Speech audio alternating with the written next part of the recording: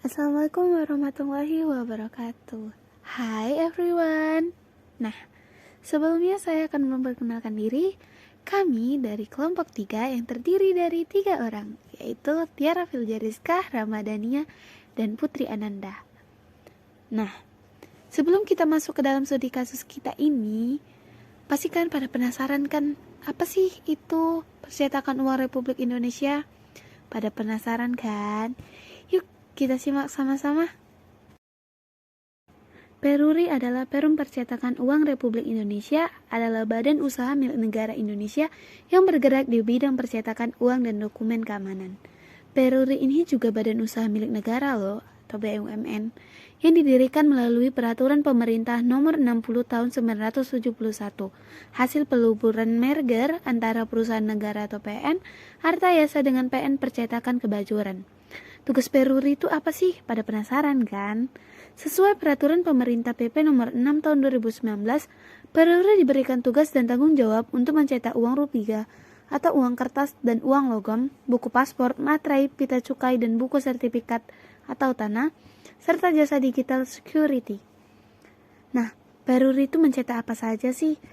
Bicara perannya, Peruri itu selain mencetak uang sebagai alat pembayaran yang sah, Peruri juga memegang peran dalam mencetak dokumen atau surat berharga lainnya yang berlaku di Indonesia. Beberapa dokumen yang dimaksud mencakup paspor Indonesia, pita cukai, materai, perangko, dan sertifikat tanah. Nah, sebelum kita memperdalam studi kasus, ada pertunjukan Peruri dari masa ke masa. Yuk, disimak baik-baik ya.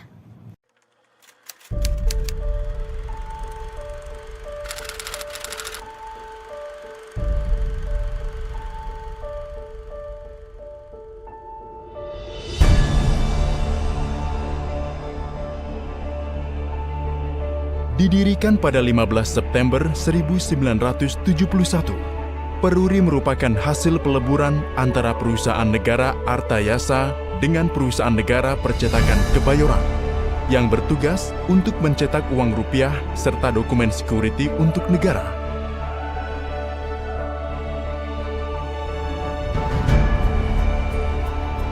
Sejak berdiri hingga saat ini, Peruri senantiasa siap menjalankan tugas negara dengan tingkat pengamanan yang tinggi dan kualitas terbaik untuk menciptakan salah satu identitas penting negara dalam menjamin stabilitas keamanan dalam roda perekonomian Indonesia.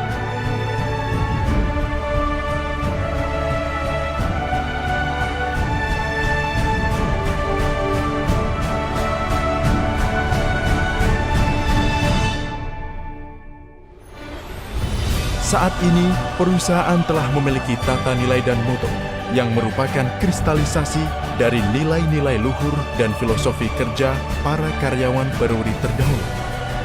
Tata nilai insting, integritas, security, teamwork, inovasi, dan kualitas. Dan moto 5C, cergas, cepat, cermat, cerdas, dan ceria, telah mengiringi di setiap langkah kerja kita bersama. Peruri terus berbenah diri untuk mewujudkan mimpi besarnya menjadi perusahaan berkelas dunia di bidang integrated security and system sebagai respon atas perkembangan zaman yang telah memasuki era digital.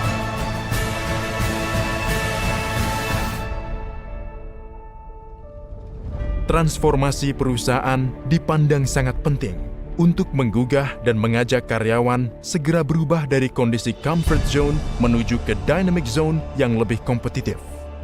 Tercapainya cita-cita perusahaan bertumpu pada pelaksanaan proses transformasi perusahaan yang terdiri atas transformasi sumber daya manusia, bisnis, struktur dan sistem, serta kultur budaya.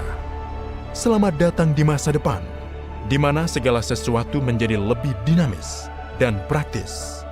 Kami menyadari bahwa pesatnya perkembangan teknologi mendorong perusahaan untuk turut berkembang dari segi layanan hingga model bisnis, terus berinovasi dan memantapkan bisnis utama printing security, serta melebarkan sayap usaha ke ranah digital security sehingga mampu menyediakan layanan keamanan pintar yang terintegrasi dalam bentuk certificate authentication dan smart card.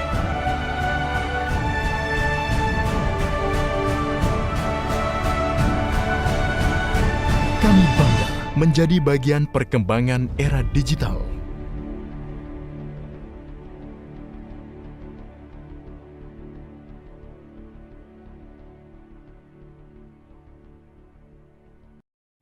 Nah, sesudah tadi kita menyaksikan tentang peruri dari masa ke masa, kita masuk ke studi kasusnya.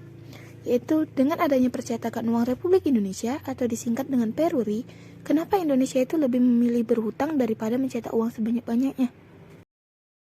Yuk sama-sama kita lihat dan simak baik-baik ya. Dengan adanya Perum Percetakan Uang Republik Indonesia atau biasa disingkat sebagai Peruri, yang dimana letaknya berada di kantor Jakarta Pusat. Tentunya kita selalu bertanya-tanya, mengapa Indonesia lebih memilih berhutang daripada mencetak uang sebanyak-banyaknya? Bagi kita sebagai orang Indonesia, mendengarkan kabar kalau negara kita menambah hutang bukanlah hal yang asing. Apalagi pada masa pandemi seperti sekarang. Indonesia yang katanya diintai krisis harus menambah hutang. Berdasarkan beragam berita yang didapatkan, di masa pandemi sekarang, utang Indonesia mencapai 6.908,82 triliun, angka yang setara dengan 41% dari produk domestik bruto. Ketika kita berbicara soal utang, tentu masih banyak hal yang dipertanyakan. Salah satunya utang Indonesia. Mulai dari kondisi utang sekarang bagaimana, utang dari investor asing dikemanakan, hingga kenapa Indonesia tidak mencetak uang sebanyak-banyaknya saja ketimbang berhutang di negara lain. Kira-kira apa yang bakal terjadi jika Indonesia mencetak uang secara berlebihan?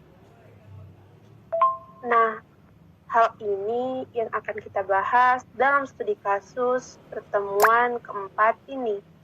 Mari kita simak bersama-sama. Utang di Indonesia.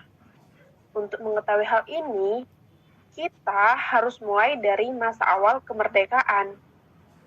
Pasca konferensi meja bundar, tepatnya itu pada tahun 1949, Indonesia harus menanggung utang dari warisan kolonial Belanda sejumlah 4,2 miliar rupiah. Nah, hutang ini didapatkan sebagai nilai kerusakan dalam perang dan juga investasi yang dibekukan oleh Belanda. Setelah itu, kita masuk pada masa Orde Baru. Pada masa pemerintahan Presiden Soeharto. Di masa ini, Indonesia mulai berhutang untuk melakukan pembangunan. Salah satunya pembangunan untuk infrastruktur, yang pada akhirnya membuat Indonesia cukup sangat maju. Di masa ini, hutang Indonesia itu diatur untuk tidak boleh lebih dari 57,7% dan menghasilkan hutang sebanyak 551,4 triliun rupiah. Pada ujung Orde Baru 1998. Lalu di pasca Orde Baru, seperti yang teman-teman tahu, pada masa kini gonjang-ganjing Indonesia berujung pada krisis ekonomi. Pada saat tersebut, utang Indonesia menembus 85,4% dari PDB dengan jumlah sekitar 938,8 triliun rupiah. Hal ini dilakukan Presiden Habibie untuk memperbaiki keadaan di Indonesia. Nah, selanjutnya keadaan Indonesia terlihat monoton untuk sembuh dari pandemi. Polanya cukup simpel, hutang nambah tapi rasio kepada PDB berkurang.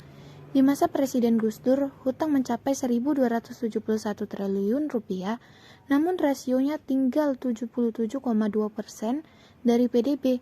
Lalu di masa Presiden Megawati Soekarno Putri, utang bertambah menjadi 1.208 triliun dan rasionya menjadi 56,5% dari PDB. Kemudian, pada masa Presiden SBY, Indonesia mencapai rekor kemakmuran baru dengan rasio hutang 24,7% dari PDB dan jumlah hutang mencapai 2.608 triliun rupiah. Jumlah hutang inilah yang terus bertambah hingga sekarang. pada masa Presiden Jokowi dan mencapai 6.445,07 triliun rupiah dengan rasio PDB kembali naik, yakni 41,64% dari PDB. Nah, jika ada yang bertanya, untuk apa sih utang ini dilakukan? Maka jawabannya adalah untuk menghindari krisis ekonomi seperti yang kita lihat tadi. Meskipun hutang terus bertambah, rasio hutang akan berangsur turun. Biasanya, hutang digunakan untuk pembangunan, infrastruktur, dan berbagai belanja yang dilakukan oleh pemerintah. Selama hutang ini tidak dikorupsi secara besar-besaran, semuanya bakal membaik. Karena negara maju seperti Jepang, Korea Selatan, dan juga Amerika saja masih berhutang. Kenapa sih tidak mencetak uang sebanyak-banyaknya? Setelah membahas kondisi hutang di Indonesia, tentu saja banyak orang yang prihatin dengan kondisi hutang negara kita. Ya, meskipun Ibu Sri Mulyani bilang, meskipun angkanya masih aman, tapi yang namanya khawatir memang susah untuk dihilangkan. Apalagi kalau dilihat dari kondisi sekarang, korupsi merajalela dan hukumannya tidak sesuai dengan perbuatannya. Jadi, wajar saja masyarakat Indonesia khawatir. Nah, bicara mengenai kekhawatiran ini, ada golongan yang bilang gimana kalau Indonesia cetak uang saja, bukannya dengan cetak uang bisa bayar hutang. Masalahnya, masalah ekonomi tidak sesimpel itu, karena mencetak uang bisa menciptakan masalah baru yang dapat kita runut sebagai berikut. Pertama, jika Indonesia mencetak uang, maka secara otomatis penyebaran uang yang ada di masyarakat juga ikut bertambah. Nah, dengan bertambahnya uang yang di masyarakat ini, tentu saja harga barang akan ikut naik secara bersamaan. Hal ini dikenal dengan nama inflasi. Contoh sederhana inflasi itu kayak gini. Berdasarkan Kepala Departemen Komunikasi Bank Indonesia, Erwin Haryono, pada akhir tahun 2020 kemarin, jumlah uang yang beredar di Indonesia sebesar 6.900 triliun rupiah. Jika dalam waktu singkat Indonesia mencetak uang hingga 2 kali lipat, maka uang yang beredar otomatis akan menjadi 13.800 triliun rupiah dan membuat harga barang menjadi naik. Harga barang yang tadinya 1.000 bisa naik menjadi 1.800 hingga 2.200 rupiah. Apalagi inflasi yang kita bahas ini bisa berujung hiperinflasi, yakni kondisi di mana harga barang naik begitu cepat dan tidak terkendali, serta membuat nilai tukar mata uang menjadi sangat menurun. Hal ini pernah terjadi di Indonesia pada tahun 1965 lalu di akhir masa Orde Lama, di mana inflasi rupiah dicapai 600%. Untuk mengatasi hal ini, Indonesia sampai-sampai harus melakukan redenominasi atau menghilangkan angka 0 pada mata uang rupiah dari 1.000 rupiah menjadi 1 rupiah. Nah, berbicara tentang hiperinflasi, contoh paling kejam adalah Zimbabwe, karena pada tahun 2008 kemarin mata uang dolar Zimbabwe mengalami inflasi hingga 231 juta %. Pada masa tersebut, harga tisu toilet di Zimbabwe melonjak naik hingga 1,67 miliar. Bayangkan, tisu toilet saja miliaran, apalagi makanan. Mungkin saja harganya bisa triliunan rupiah. Dari konteks inflasi dan juga hyperinflasi, mungkin saja ada yang berpikir kalau hal ini nggak berfungsi untuk komoditi bernama emas. Namun, siapa sangka kalau hal tersebut ternyata salah besar. Dalam sejarah, emas juga pernah mengalami hyperinflasi atau hiperinflasi, tepatnya pada saat masa kejayaan Raja Mansa Musa, seorang raja dari kerajaan Mali di Afrika Barat yang hidup di abad ke-14 Masehi. Kejadian hiperinflasi emas terjadi pada saat raja ini menunaikan haji dengan rombongannya, dan ia membagi-bagikan berkilo-kilo emas batangan pada masyarakat Mesir. Nah, karena banyak rakyat kecil yang memegang emas pada saat itu, maka nilai tukar emas pun menjadi anjlok selama 12 tahun.